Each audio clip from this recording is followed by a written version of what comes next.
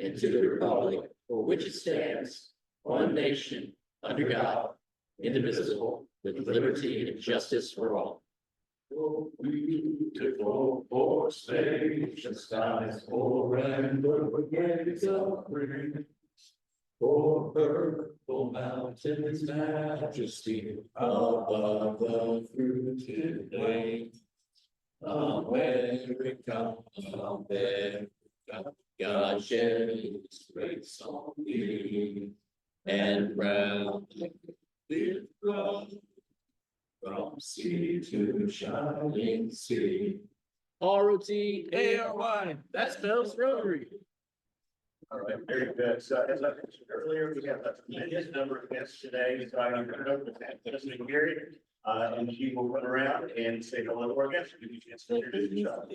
Thank you, President Eric. Yes, very exciting to see so many guests today, and we're going to start right here. This page, if you don't mind standing up and introducing yourself.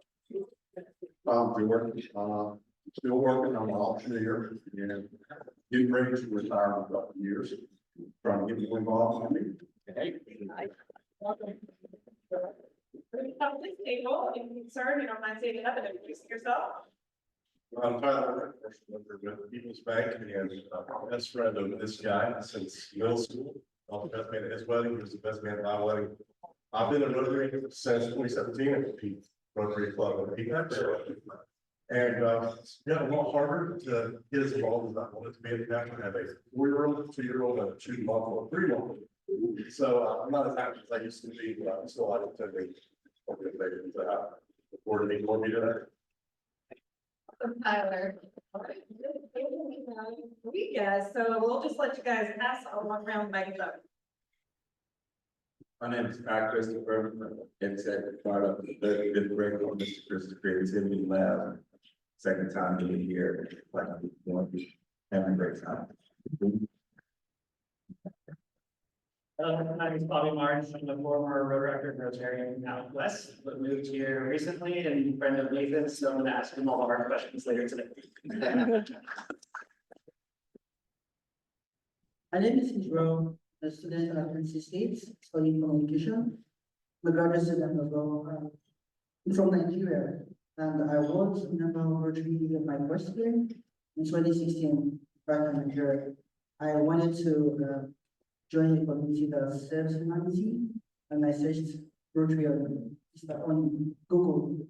Found it, I sent an email to the Welcome and good to see you again. Hi, thank you for visiting us again. All right. Let's see, we got this table right here. We have 2 guests. You ladies stand and introduce yourselves. Hello, I'm Christy Austin with Southeast Raleigh Promise, colleagues with Richard Johnson and guest of Brady. I'm Kate Trumbull, and I'm with Lung Cancer Initiative, and we're a 501c3 based here in the Raleigh area, but we serve the state of North Carolina. And I'm a guest of Charles Bailey and Brandy Guru as well. Welcome, thank you for visiting us. And up here at this table, we've got a guest. Good afternoon, everybody. My name is Mark Lankos. I am with the Liam Bird Group. I'm friends with Tommy and David as well. Really enjoyed my time here last time and enjoyed visiting here whenever I get the chance. I told Tommy this earlier, but you guys have some really great programs. I really enjoyed the speakers and just kind of be on the community. Thank you. No means for filling out a membership application. Okay, put you on the spot. All right.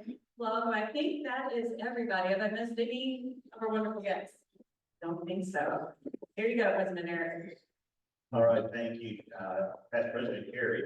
And I guess when the board gets out, you got a rock start speed to get a good turnout. So they we admire you, fans love this company. So those of you who are visiting, Sean Luke just give us a membership update. But I want Sean Luke to stand up, this gentleman here. All of you who are visitors, make sure you say hello to Sean Luke before you leave today. He is our contact if folks who are visiting. So we'll do that. But our past head of membership is Harrison Turner. And Harrison's going to be president next year. And he was also the host of an absolutely wonderful social event last Thursday, yeah. In the middle of a rainstorm, we had a great turnout. So I'll let Harrison talk about the service social event. Thank you, President Eric. Yeah, thank you so much to all of our visitors who are here today. I hope that you find today in our meeting just a lot of the highlights of what Rotary does abroad as well as in the community. If you are looking to get connected to the community in a deeper sense of deeper way, you found your home.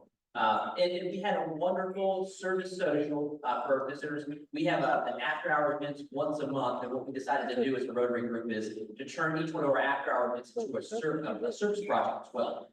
So we had a great service social. 18 of us turned out. There was more RSVP, but as most of you guys know, it just rained cats and dogs on Thursday. But yeah, we had a good time at North State Bank. My two little girls were there. Yeah, we catered the event. It was a great time. And so thank you to all of you who came out in the rain to spend a night of Rotary Fellowship. Eric. All right, thank you very much, Harrison, and thanks to North State who did a top tier job of that. All right, so with that, we have our updates from our different groups, and we're going to have John talk about our fundraising activities. So John Gates, if you would come up, lots going on in that space as well. Thank you. Next slide, please. Next slide. Okay. We've got a dogfight on our hands with fantasy football. I've been bragging about Weston and Cary for the last number of weeks about how they're winning, how they're dominating. Well, we now have a 5-way tie for first place. Eric and Tom and Paul have all caught up. I think there's been some slippage, so there's a dogfight. We'll keep you posted. Update next week. Very excited about the fall event we're having at Cary and Eric's on Saturday. I thought it would be important for you guys to see the schedule that are planning to come, and it's 3 p.m. start time. If you're not there at 4, you'll miss the whiskey. If you're not there at 5, you'll miss the honey. If you're not there at 6, you'll miss the dinner. And if you don't come at all, you'll miss a really good time. We really hope you guys will come. Surrey's going to be there. I'm picking Surrey up. We're going to be there at 3 o'clock. Start the party. Should be a really great event. And thank you to all the people who sponsored it. It's important for Cary and Eric and the people that are hosting this to know who's coming. So I think right now we've got about 35 people that have RSVP'd to the e-bike. If you haven't, please, when you get home, look for the e-bike and then respond so that we can make sure there's enough food and other things for the party to be successful. Next, please. And lastly, from home. Next slide. Mike, Brennan and I had a great meeting this past week out at Dix Park, the Dix Park Conservancy, talking about the gala and about sponsorships. And Dix Park shared with us their donor list of the big donors that they have. And we've started the sponsorship. Every one of you should have gotten an email with a sponsorship package on there. And you've heard the saying, many hands make light work. Well, we need many hands to help make this gala successful, especially from a fundraising and sponsorship standpoint. I have some exciting news. I was just told briefly, this is hot off the press, that First Bank has stepped up to be a silver sponsor to our gala. Thank you, Tom.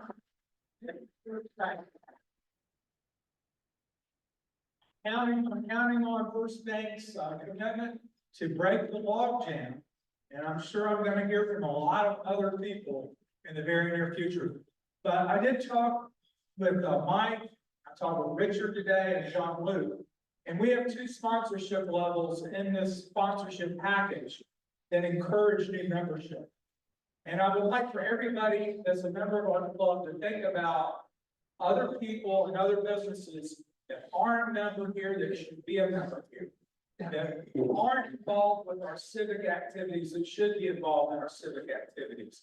And that want to see Dix Park be one of the top parks in the United States and want Rotary to be a part of that too. So please put your thinking caps on, don't be bashful, come see us, give us leads, help us generate sponsorships and new members. It's only good for everybody. Thank you very much. Thank you very much. So the doctor has run down this north stage, and if we want to be out, like First Bank, I think we should have a bank challenge there, to get some more sponsors there, so that's terrific. Thank you very much for that, what's going on. We're not going to have a update on new generations, but I didn't want the moment to pass to remind us that we would like to have 2 more host families for our international student from Brazil, Leticia. And so if you have space in your house or know someone who has space in your house, please go ahead and let us know about that, because we'd love to have a place for her to move to after she finishes staying in the Uganda house. If you never had an on-roll student at your house, now's the chance to do it. So please step up and do that. Service update, Kevin is right here to talk about our Salvation Army building. Kevin. Go Lions. It's that time of year again. So this is the last meeting that we will have before bell ringing starts. This year, we're starting on the Friday after Thanksgiving, and it'll continue for the next 23 days until December 24th. The sign up link has been sent out to you guys. So for the new members, let's just talk about you guys in particular. If you haven't done this project before, we support the Salvation Army, helping them raise money. We're the #1 civic club in terms of the amount of dollars that are raised by our club of anybody in Wake County. And we want to retain that title this year. So that includes everybody from out there to help. Once we start bringing, I'll have some other little hints for you, but please sign up. I'm asking that everybody do at least 6 one-hour shifts. There's plenty of choices from 10 a.m. till 7 p.m. Monday through Saturday. And in honor of bell ringing, I'll just put out another plug for myself. I'm on the Salvation Army board. If you go to the Christmas parade this Saturday, you'll see me walking in the parade ringing the bells. All right. Job at this, many other things he does behind the scenes at the club, so thank you for that. I did not see Eric Stevens today. Just a reminder, if you have signed up to help with the bulb planting at the Rotary Music Garden, that is this Thursday at 9 a.m. I look forward to seeing you there. If you signed up, if you haven't signed up, there's probably still a couple of open slots. And even if you haven't signed up, show up with your work gloves and a trowel at 9 o'clock at Moore Square, and I'm sure we can find something to do this Thursday. All right, and then with that, let's see, we have Leslie to come up and talk about our public image. It starts with trash. Just kidding. Stop there. Okay, so here's the thing. You all look very excited about serving. Yes, that's right. And I have some great opportunities for you with public image. So not only could you be taking photos right this second during this meeting and getting some great service time in, but you could also be helping with the bulletin. That thing you get every Monday before you even wake up. It's magical, but Carrie does it right now. And she's not an elf, so it'll take some work. So we need some help with that. And also, in 2 days, I'm gonna be living 2.5 hours from here. So that's why I need help with the photography and anything else, social media. If you love social media, if you're posting all the time, what's your favorite? He's already on service. But if you're awesome about that, let me know. Give me an email. Stop over there on your way out. And I could find maybe a couple of little tiny things for you to do that would really make a difference. Look at all these people in this room. There's a lot of guests here today. And that's your job to get those guests here, but also it's part of the public image committee's job. So I'm hopeful for some help. Say that 3 times fast. Okay, and then we're going right into $50? Just one moment. Okay. So thank you. Let's stay nearby. So Leslie does an awesome job at that. She just explained the wide range of things you can do. Club service includes service internal to the club. It's not just working on outside projects or going overseas. It's serving your club. So this is an equal and important part of service. So then the unique thing that Leslie offers is some of these roles are roles you can do with your sweatpants and money slippers sitting at home. So it's a really good opportunity to take some of that time that you have on the computer or on your phone during the day to do that. All right, with that, we have our happy dollars. But if you look on the table there, we have a red bucket. That money goes to the Dementia Alliance of North Carolina, one of our partners. And we have the lung cancer initiative here today. Heather Hooper is actually a member of this club, and she used to be the executive director of lung cancer initiative before she came over to Dementia Alliance. So please give to the Dementia Alliance by dropping your coins, your dollars, your checks, your credit card, whatever you need in the red bucket. And we have a chance now for happy dollars and great things that happened this week. So back to Leslie. So, who's happy, Jim Dorset? I see you. Yeah, you certainly can, you could be happy too, it just takes $1. I have big happy dollars today because my daughter Elise, former member of this club who lives in Zurich, Switzerland, has recently had her second baby, Isabel Grace Galati, and they're coming all the way from Zurich to visit a day after tomorrow. Thank you. Yeah, it is more than $1, maybe 5. How exciting. Happy hour. I think is also worth, if any of you were here a few weeks ago, I had a mustache, it was bleached blonde, had brown hair. I wasn't making some fashion statement there. It's actually a character for Halloween. I was Hulk Hogan. And so this past weekend happened to be in Arkansas, and Hulk Hogan actually in Arkansas came to the restaurant where we were. So I got to meet him, shake his hand, take a picture with him. So it took me 40 years to finally meet my childhood. WWE wrestling champion Hulk Hogan. Who else is happy today? Happy. Oh, Tom Keller. You might be happy next week. I hope so. Yeah, so my Gamecocks won. They're in the top 25. These aren't things that we normally get to say about the Gamecocks, so we'll say it while we can. And I was totally curious about his whole Hogan thing. I saw it. I thought it was a fashion statement. I was wondering if you were like a really different dude, but I'm like, that makes sense now. Thanks, Tommy. And someone else also said that. I didn't see that was the same guy. What is that guy? Okay, so the reason I said that to Kirk Warner about the happy dollars, while you're thinking about your happy dollar, his team, the Buckeyes, is playing my team, the Hoosiers, Saturday at noon. It's usually not a big deal. It's usually not a big deal. The Hoosiers usually stink of football after like 45, 50 years. So, good luck to him. Yes, sir. Yeah, so I've got a happy dollar for Charles Bailey. Because years and years ago, when I was in a retail bank, and he was on my team. And I was managing his office, and I looked at him through the glass, and he looks like he's scared to death. And I put my finger on the alarm button that I'm not supposed to talk about. And because I think I'm being robbed, because this big giant guy is walking in. Nobody else is scared, but Charles is just scared to death. I think scared to death. The guy leaves.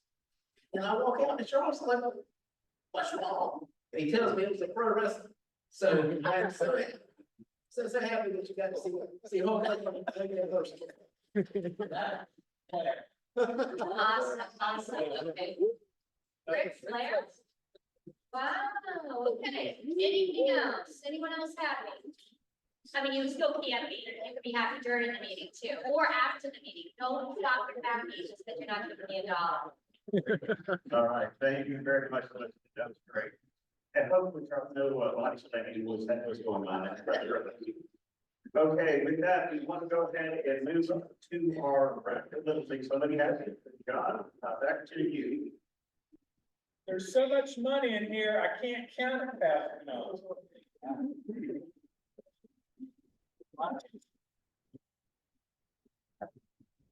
Boy, we've got a big pot. I don't even know how much it is, but you're gonna get half of it if you win. Sorry. Reach in there and grab a ticket. Okay. Still involved in this nonsense. The winning number is 825093. 825093. Sorry, grabbed his own ticket.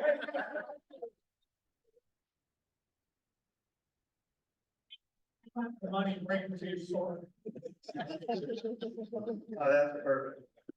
Big pot, there are only 5 tickets in there. That's not All right, so, birthdays of the anniversary upcoming, birthdays, we have, Yada, Shabani Healy, and Chris McIntyre, and Rick Elmore coming up on birthdays.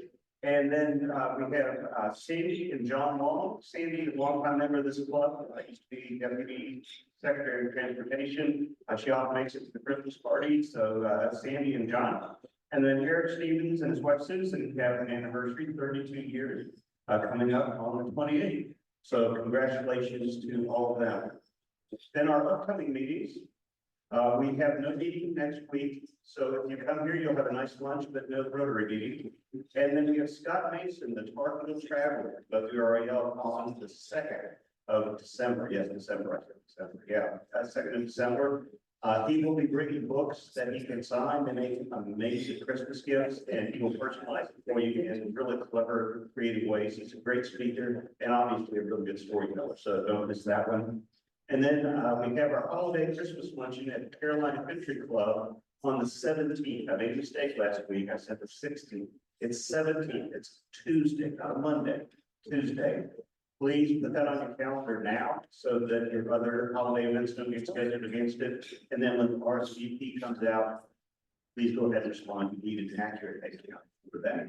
So please go ahead and do that. And then we have Bruce Ham to kick off next year. Bruce Ham is the CEO of the Triangle YMCA, former member of this club, and a really terrific program he has going there, and a wonderful speaker and an amazing life story he has himself. So with that, we're going to move to our program. And it's said in the Rotary, you know you have a strong club when the best programs come from members of your club. And we certainly proved that last week with Ferg and with Peter. We're going to prove it again today with Nathan Thomas, member of our club. So let me give you a little bit of background on Nathan.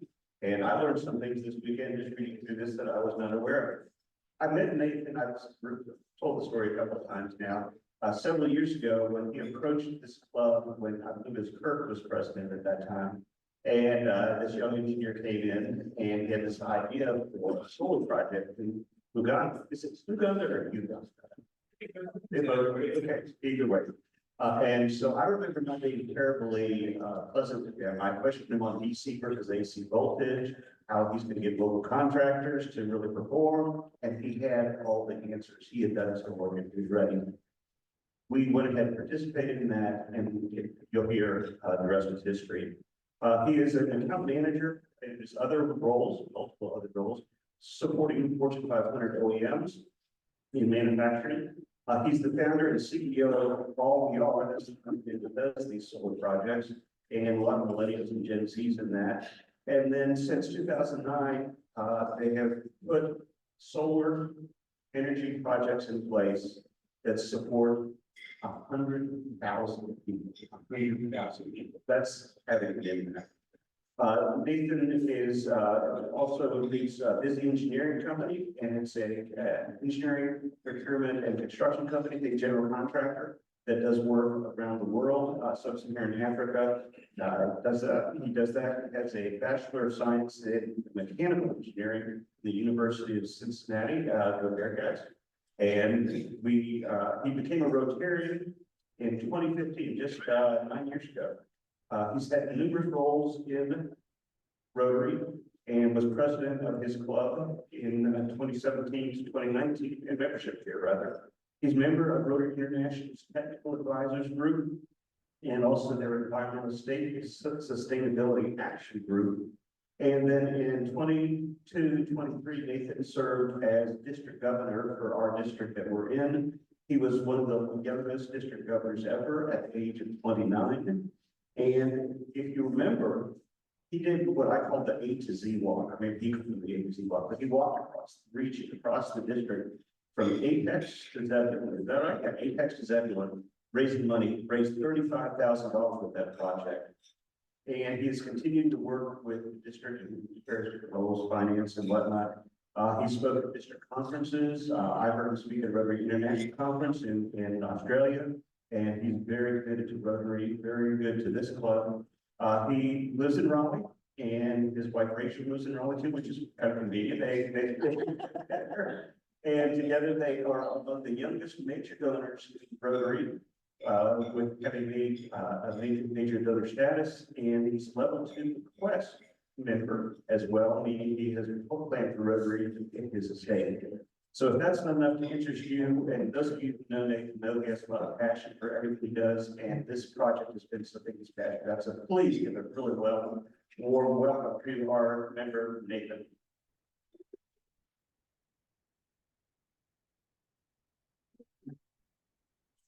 Good afternoon, Rotarians. How you doing?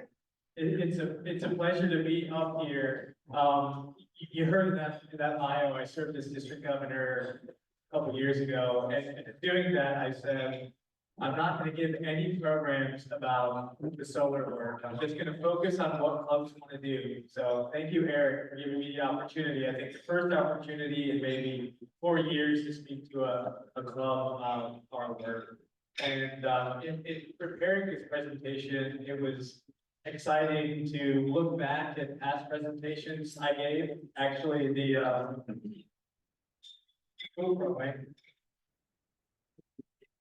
next slide here is a little bit of a younger Nathan Thomas from the first presentation I gave to the Rotary Club of Raleigh almost 7 years ago today. I think I can still fit into that suit, maybe. Definitely the tie, maybe the back is a little sore than it was, but what took place over the course of the last 10 years has been thanks to incredible support from Rotarians all over our district, all over the world. But I'm really grateful for the support of this club. As President Eric mentioned, moving here, starting this project, I remember past President Kirk was the first Raleigh Rotary president who helped launch this project, other clubs of the district.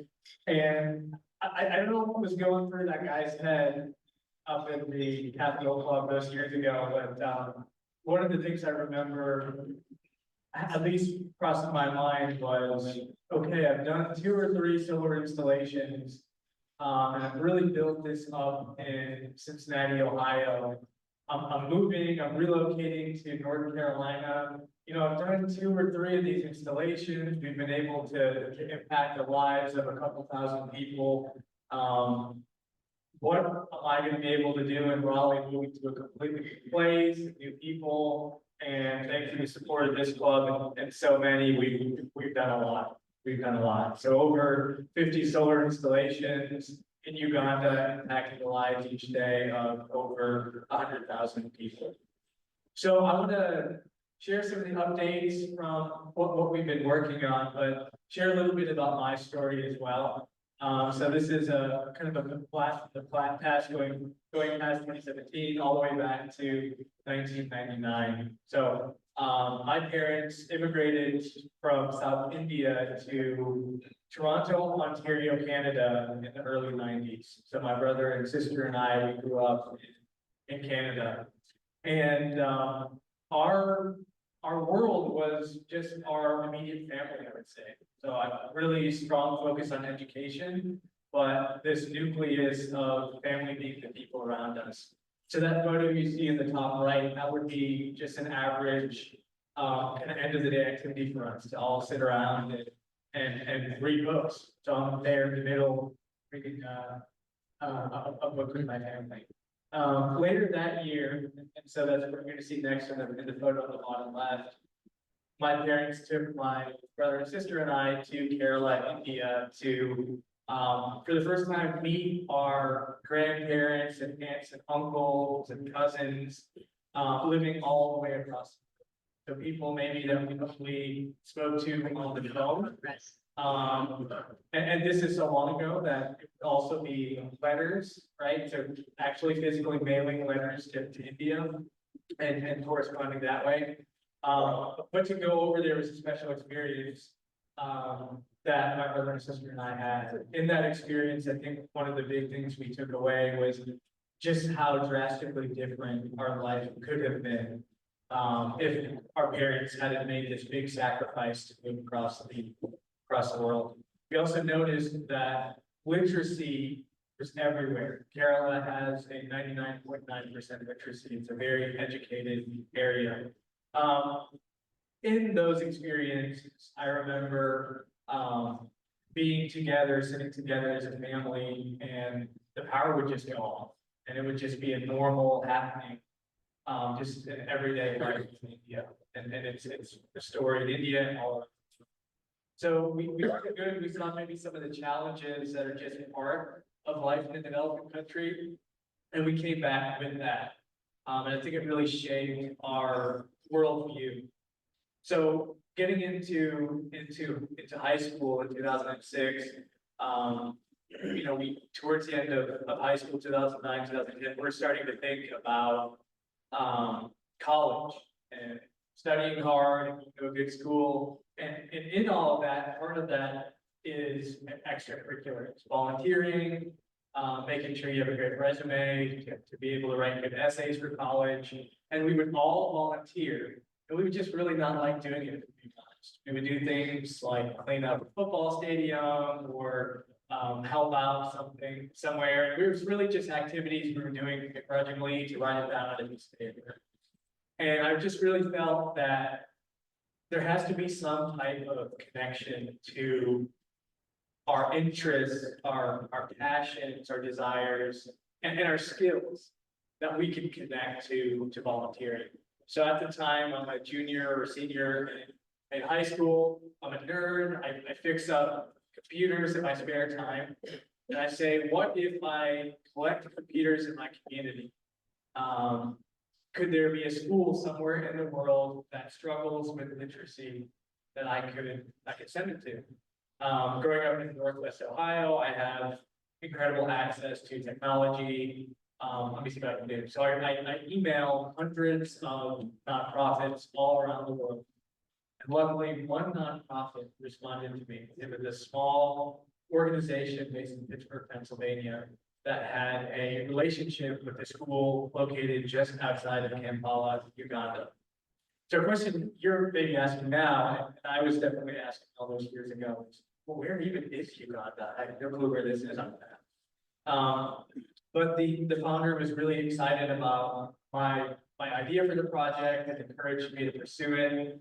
And in pursuing it, I collected the computers, fixed them up. I was ready to send them, and I needed to raise money to send these computers to Uganda. And I talked to one of my advisors at school, and she said, well, have you thought about talking to the local Rotary? And I said, well, what's a Rotary? And that was the start of a lot of what's to come. So long story short, the Rotary Club, a group like this, not a young guy in front of them with an idea, stood up and supported me in that first effort. And I went off and started my engineering career at University of Cincinnati.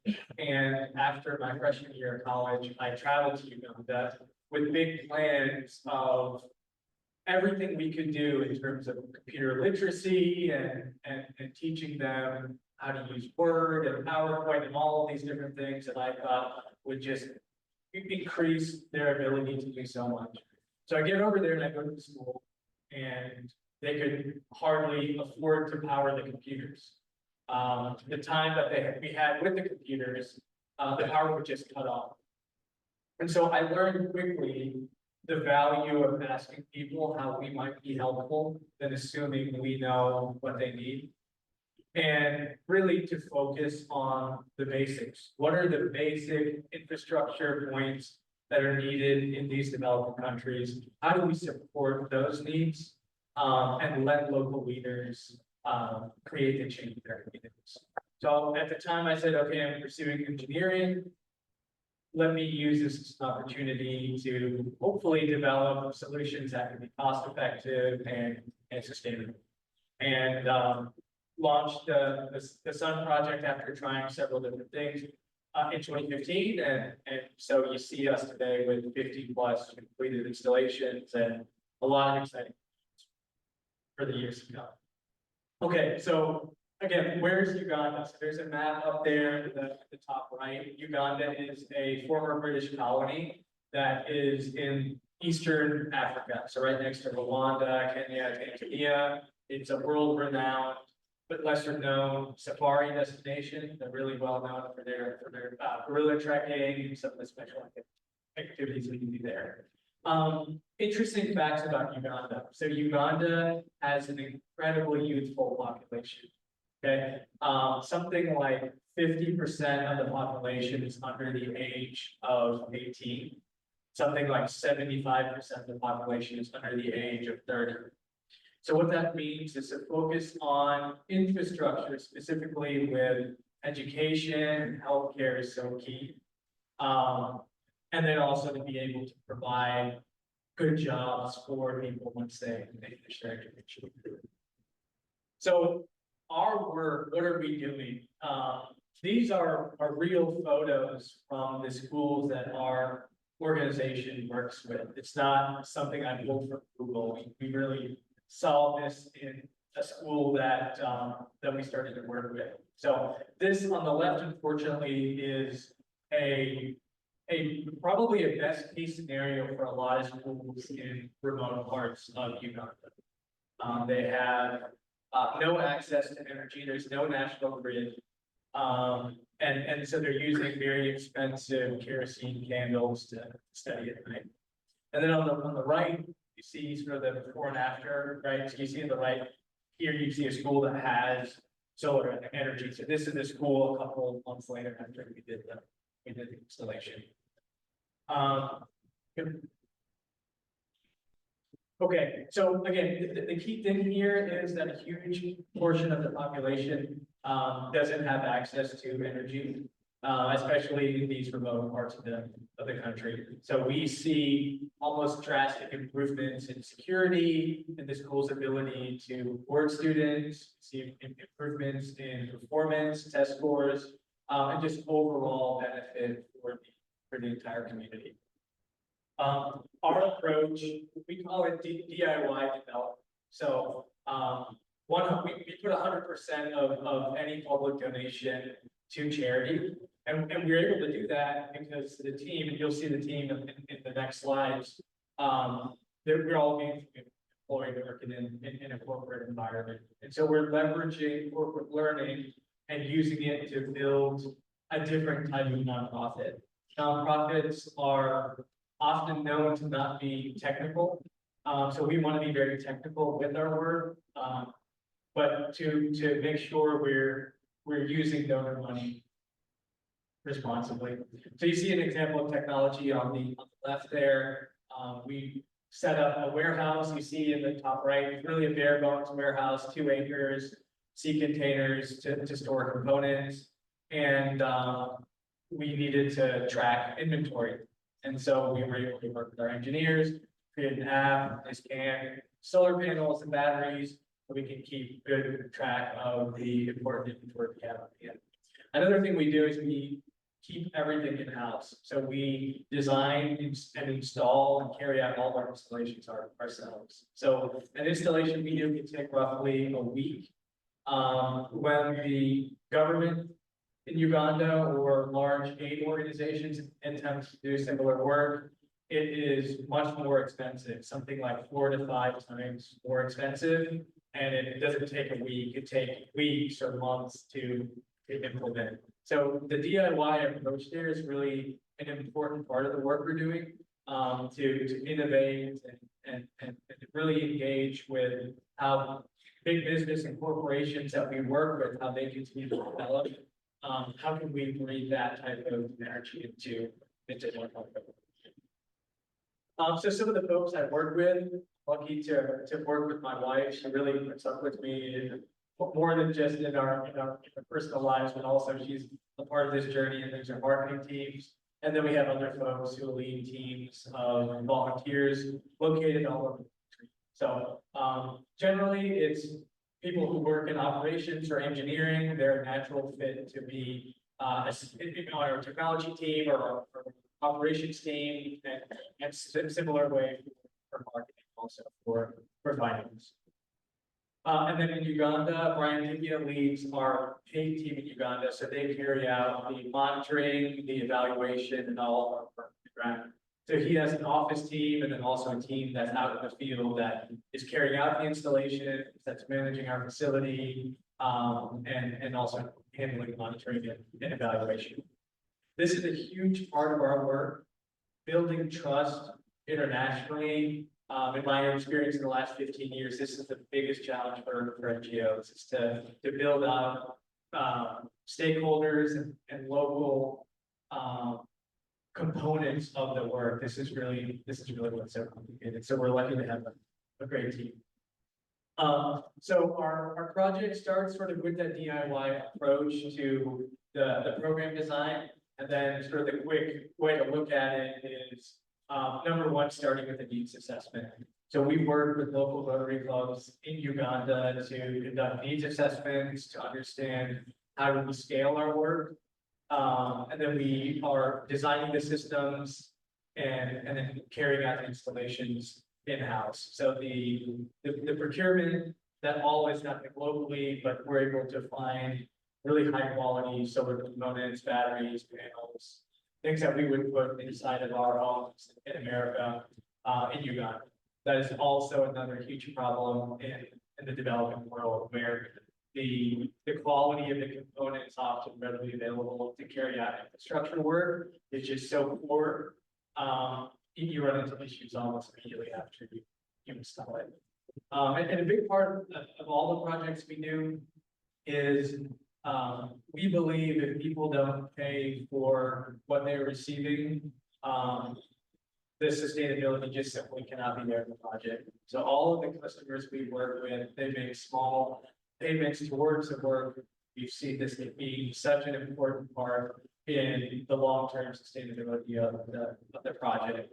So I've traveled to Uganda every year now, and to go back and see installations we did now, going on 10 years ago, still active, and schools still having the benefit from that. We really think that this is a huge part of that success. So a couple slides on strategy and how we see our work developing.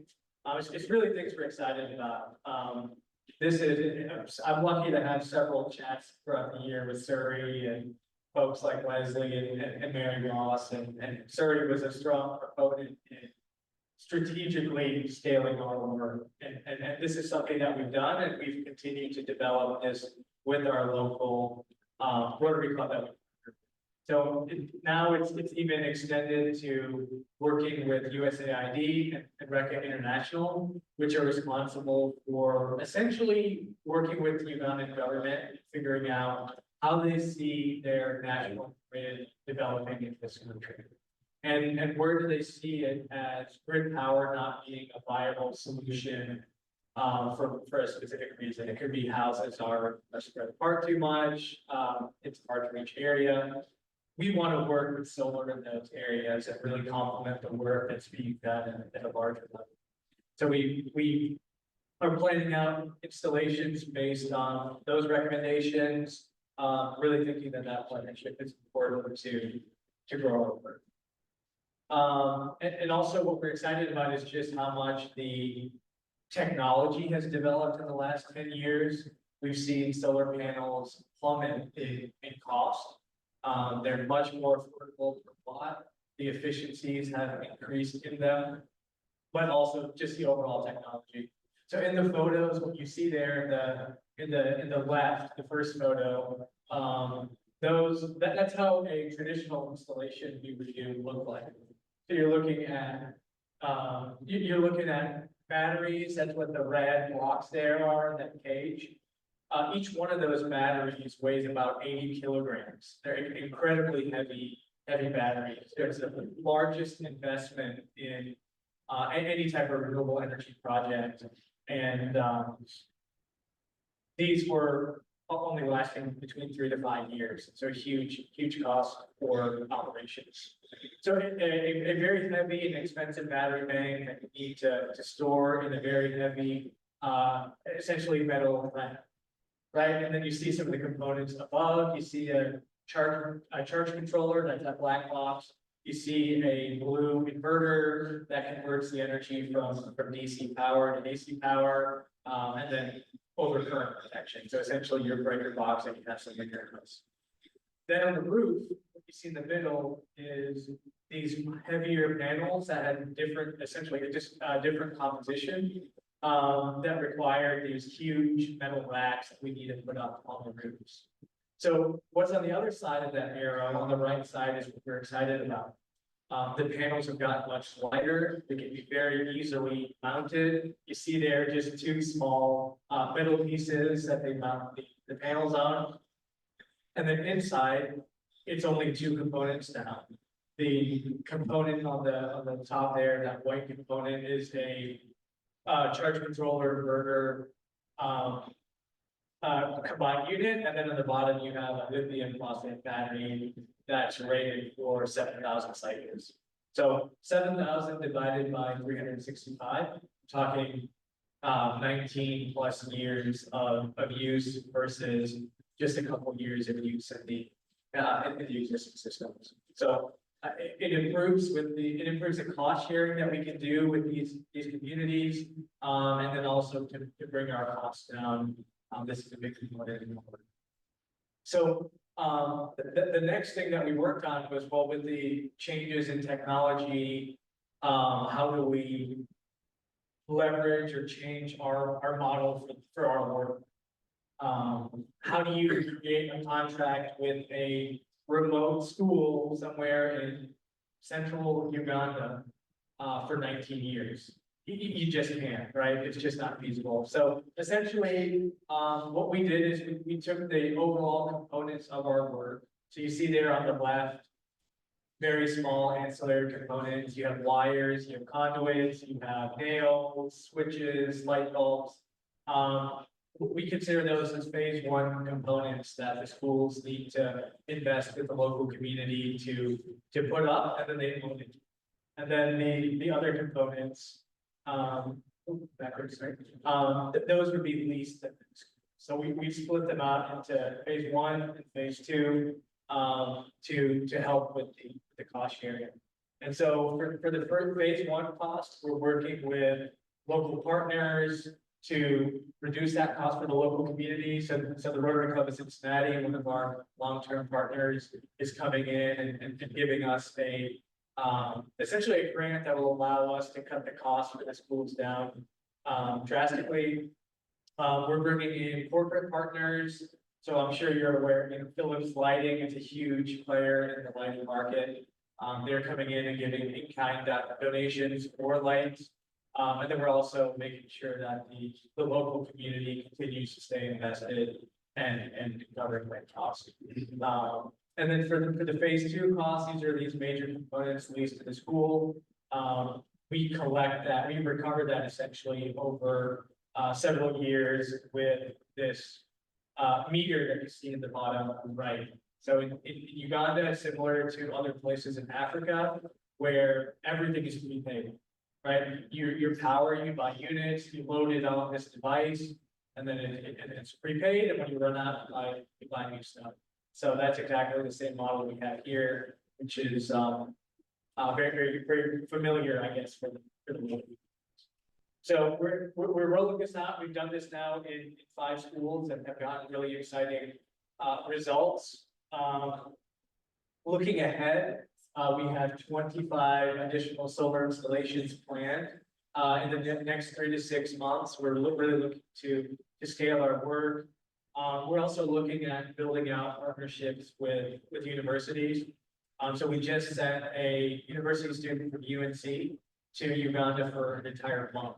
And he did essentially a field experience there. And learned a lot from the experience, but was able to bring leadership and technology training to our local team. We also are working with NC State's Keenan Fellows program in the fall. So we see a lot of opportunities with the great universities. I'm not a Wolfpack guy or a UNC guy, so we work with all of them because they have such great programs. We'll go back to Uganda in February, and we're excited about some of these additional partnership opportunities we have. So we will work with some commercial banks on possibility of setting up financing for schools so that they can work directly with banks. And then we're also in the talks with the Ministry of Energy of Uganda to come in the mix here with us. All the background, I guess, this is happening, but we're also working on a global grant and more even through Rotary. Really, this is part of a 5-year plan for us to really build and scale our impact, but also to deepen our footprint in Uganda with the work we're doing, and build out our team of the people that carry out the work there. So to end, just a couple photos from my most recent trip to Uganda. Some of us here have been on the DR trip or have traveled extensively or at least once into developing countries. And so, I showed you that first photo of Nathan from 8 years ago in front of the club.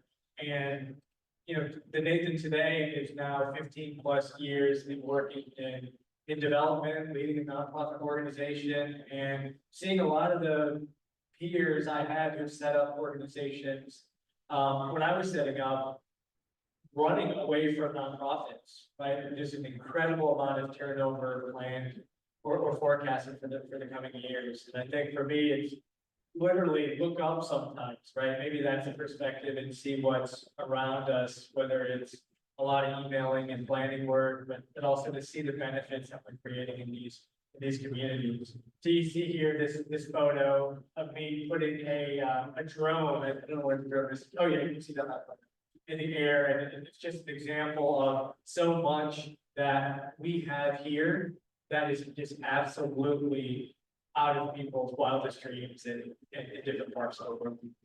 In our travels this past year, we had an opportunity to visit some boreholes that we drilled with Rotary back in 2019. So it was great to see these boreholes still working, still functioning. The local financing committees that we set up still very active, the components working. But there is something really powerful about going to a small little water kiosk in a village and filling up jerry cans of water and carrying them to nearby villagers' homes. And we had the opportunity to do that and really hit home for us, just how much that we take for here every day, whether it's switching lights on and off or water or just the incredible amenities that we have here. So it's incredible perspective in the work, and I think this is just an example of partnerships, but also so much good that Rotary does in the world. And I hope each and every one of you has a chance to experience it. Last photo here, it is one of our travelers. This is my father actually, who came over to Uganda with us in April. And to be in a place where you have no reason to be there. None of us here have any connection in Uganda, but to have created these special connections where we have godchildren and special relationships with Uganda. It's really something we cherish. So I'm grateful for the important role that Rotary has played in all of this, is not just support the work, but really to roll up sleeves with us and get busy fundraising and growing. So I'm fired up and energized and really excited for these next couple of months and what we have in store. So that's all I have. Thank you once again, Club, for all the support.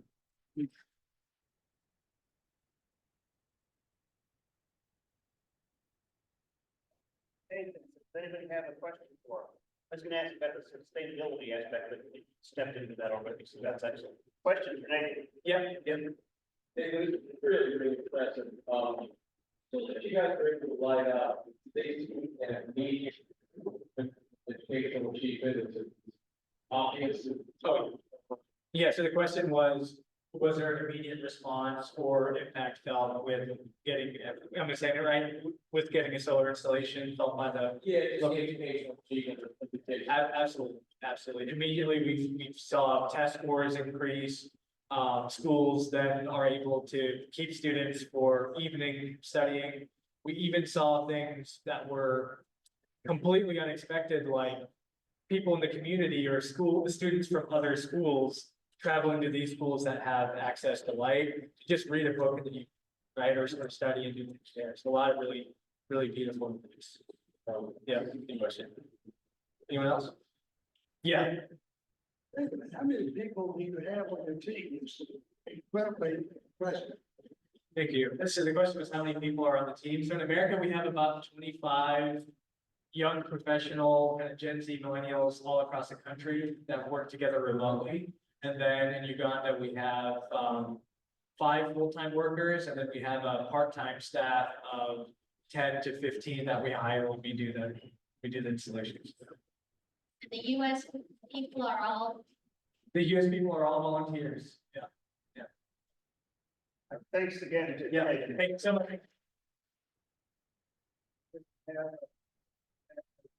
Be glad to talk about, obviously, passionate about this. And a couple thoughts. One, in a doing good business, there's lots of people that have will to do something, they want to do something, but you have to have the skill to go with the will to really have an impact. It's taking its technical capabilities, the capabilities of its team, and maybe sustainable and impactful thing.